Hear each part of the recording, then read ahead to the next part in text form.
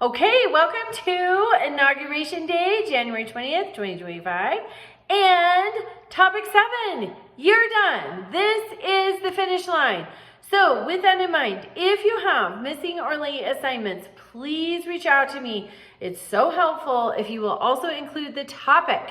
But if you need to turn in, say, topic 5's assignment, or if you need to take topic 4's quiz, or whatever it is, reach out to me. I'll reassign those, and you can do those things for full credit opportunities. Barring just an absolute total unforeseen emergency, discussions don't have this privilege, just because the nature of discussions is to interact with your peers and discuss. But assignments and quizzes definitely have that privilege. So if you're missing something, please reach out to me. All right, and this week we are looking at war and society. We are a nation who was founded on war. We declared our independence from Britain and promptly launched into the Revolutionary War. So, and then we had the War of 1812, we had the Civil War, we've had the World Wars, we've had so much war. So, pick a war and just focus on one war for the topic 7 assignment that's due on Sunday. Also, for discussion question 1, you're looking at the Civil War. What was it like at home? What was it like in the North? Even though most of the fighting was done in the South, the North still endured hardship. And obviously the South endured hardship, devastation, so many things. But it was still hard in the North too. So talk about the Civil War at home. What were people facing at home? Discussion question 2, we're looking at post-World War II foreign policy. So during World War II, the United States and the USSR were allies, right? The enemy of my enemy is my friend. So the United States and the USSR were both enemies of Germany. And so that made them allies. They were fighting against Germany. So after World War II, though, we see tension. And we see the Berlin airlift, where the United States and Britain joined forces for Operation Vittles to make sure that those who were stuck behind the blockades in Berlin could still have everything they need. They airlifted supplies for almost a full year. And then also we see President Truman issues this policy of containment of communism after World War II. It's based in large part on George Kennan's long telegram that he sent from Moscow. Kennan was very familiar with Russia. He had been there in the 30s, the 1930s, setting up the United States Embassy. He was back after World War II. He sent a long telegram, 8,000 words. That's huge. 8,000 word telegram to President Truman, and he said, hey, we have a problem here. Attitudes are such that we're not going to peacefully coexist.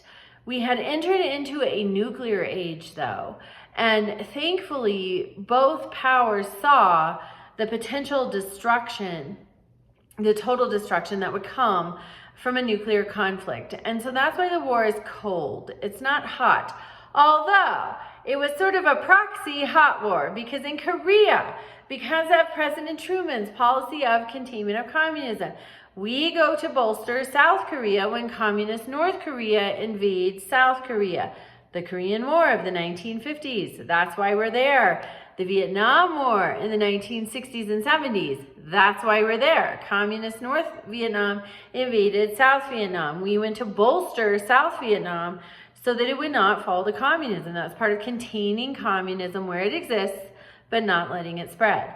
Also, the Marshall Plan following World War II was aid to European countries that were weak or war-torn so that they couldn't be gobbled up by the Soviet Union. We wanted to contain communism in the Soviet Union. We didn't want it to spread to Turkey, Greece, and other vulnerable areas. So also we see the Cuban Missile Crisis.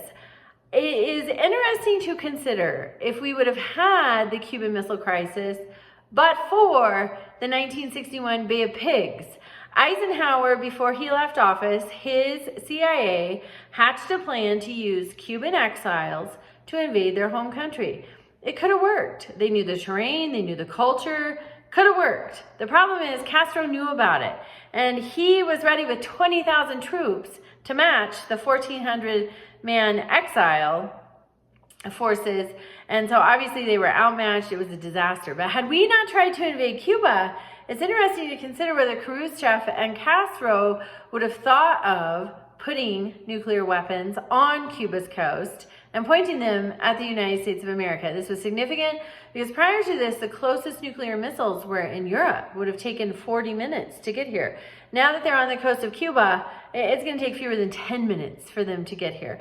So the Cuban Missile Crisis was very scary, but the resolution of it showed that JFK could be strong in foreign policy, and it helped, the resolution of it also helped keep the Cold War cold and didn't turn it hot, which is the risk, because if it turns hot, everybody has nuclear weapons. That destroys humanity as we know it. So it's an interesting time in history. That's discussion question 2. You have your America at War assignment, pick one more, and then you have a quiz. Remember participation all week long. Reach out to me with missing or late assignments or quizzes, and have a wonderful week.